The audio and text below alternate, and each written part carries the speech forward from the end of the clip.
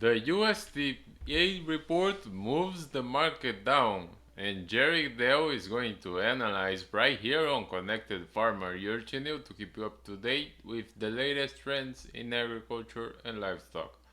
If you are new here, please make sure to subscribe.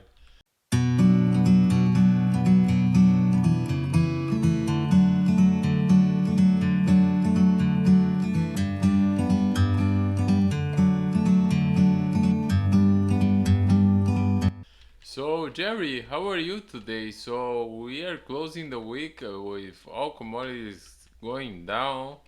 And what's the major thing you saw in the USDA report this week? Well, definitely was a mixed attitude of numbers, but the trade really took a hard look at the soybean number here. And to some extent, it was a surprising kind of number here. They were anticipating about say 1.3 million, 1.4 million, and it came in closer to 3.7 million year over year increase. And that's a pretty significant number and a change. From what the trade was looking for. And that particular uh, market really kind of dominated things yesterday and again today, and really wiped out a lot of gains, even in the other two markets this week because of that. Now, the we're going to also be looking at the USDA's numbers next week and what may be adjusted here on those. So that's another part of the story. But the initial reaction was really based off of the soybeans big advance year over year on plantings at this point. But surprisingly, we had a very similar situation on corn that went down from 93 million down to 89. So everything is pretty surprising here on this stuff. But right now, we're also in the midst of what's going on in the Black Sea, and good or bad there. It started out with attitudes that things might be moving towards a peace accord, but a ceasefire and maybe something to work towards a peace situation. But so far, it hasn't really got that anywhere close to that in most cases. So they think that's the background we got to deal with. And how do you think the South American crop is impacted the market in the moment? Well, the South American crop continues to be kind of a hazy scenario here on the particularly the bean side of things. Or excuse me, the corn scenario in Mato Grosso. The bean crop in Brazil is pretty well known at this point. It might be down a couple, 1 or 2 million on the USDA's numbers on April 8th.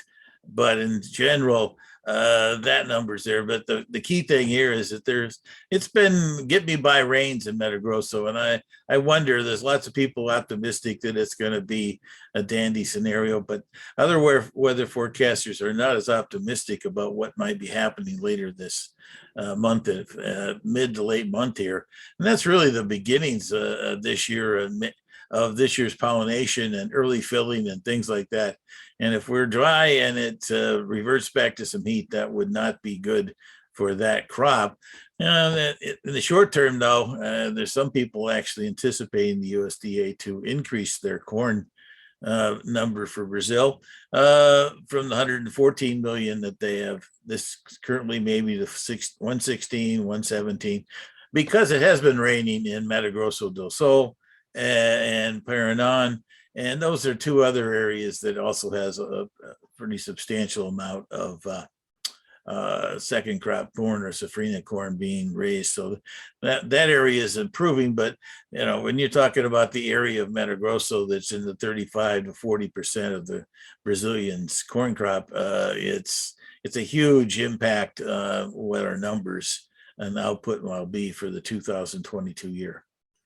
And next week, the USDA is going to be reporting the crop conditions in the United States. Yes, the wheat numbers are going to come in. We've had some indications here over the winter from the primary states, Texas, Oklahoma, Kansas, maybe Colorado, Nebraska, and Montana, that it's been kind of up and down. We've had some rains 10 days or so ago that kind of stabilized things, particularly in Kansas. But there still seems to be a significant portion of those states' outputs are still pretty dry, and it's going to be where they're at this point. They were defensive last fall, and overall the U.S. number was in the I think it was 43 or 44% good and excellent. I'd anticipate that we might actually be closer to 40% or maybe even lower than that on Monday. But the one thing in the wheat market is that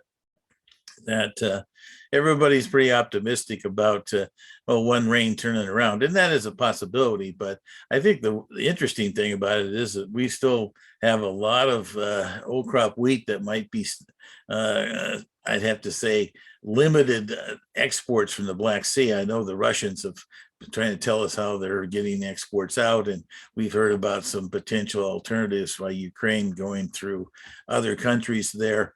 From Romania and Moldova and things like that. But in general, minimal stuff there. And at this point, though, unfortunately, the U.S.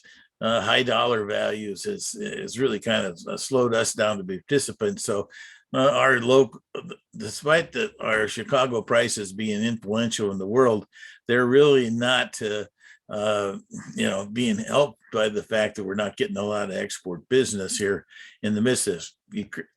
Our friends in India are picking up quite a few tonnage here to compensate for things, and that's good.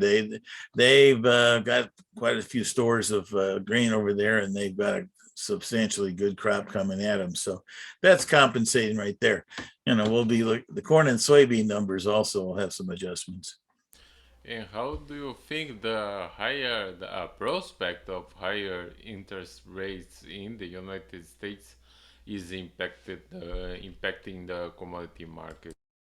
Well, it is.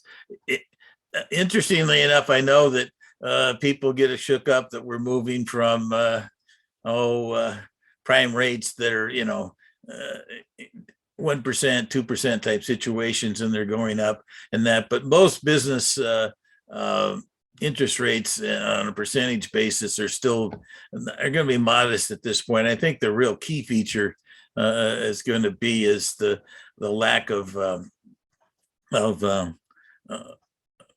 potential supplies coming out of the Black Sea, and I think that's the reason why we might see both corn and beans being raised slightly on exports here. The interesting twist on it is in corn that this latest data we got here from the quarterly stocks, we're really on target for most of them here along the way. Beans were 20 million over expectations maybe, and corn was actually 25 million or so under the average trade guess, which actually is surprising that's come in that close. But the interesting twist on the corn is that we've had a very interesting U.S. report on our U.S.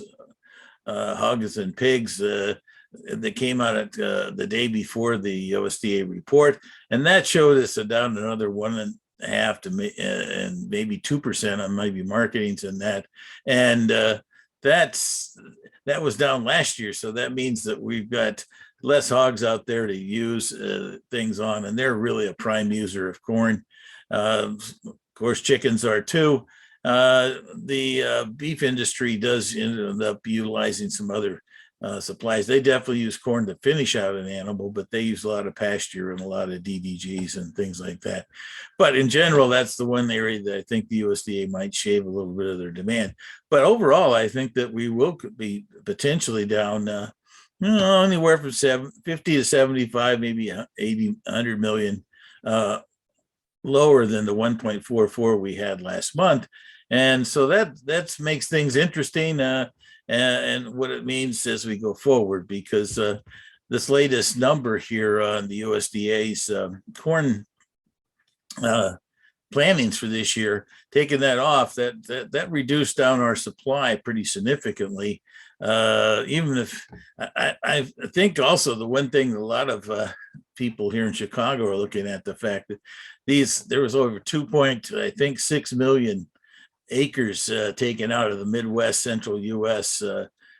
Corn number, and so you've taken away some of the biggest yielding yields that might influence our final yield. So I've taken I've never really was at the 181 number that the USDA has been using. I've been in 180, maybe even 179. I think that's a very good number, and I think the USDA might actually consider that uh, when they put their data together next month. But it's pretty amazing how quickly these supply demand numbers can be adjusted for the 2022 23 year from the standpoint that um, yields in the U.S.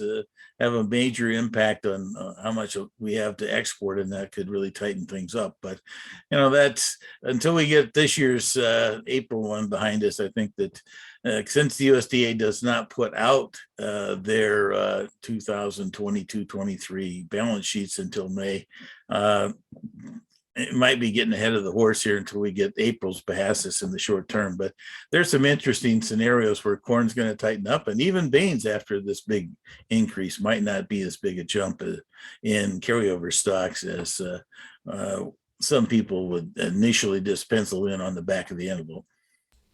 All right, we're going to be watching the markets. Oh yes, I think next week is going to be real important for us. I think that hopefully there's more people out there that are kind of looking at the total scenario here and where we're at, not just reacting to the. And we had an interesting combination here this week. We had the end of the month, we had the end of the quarter, we had a Friday.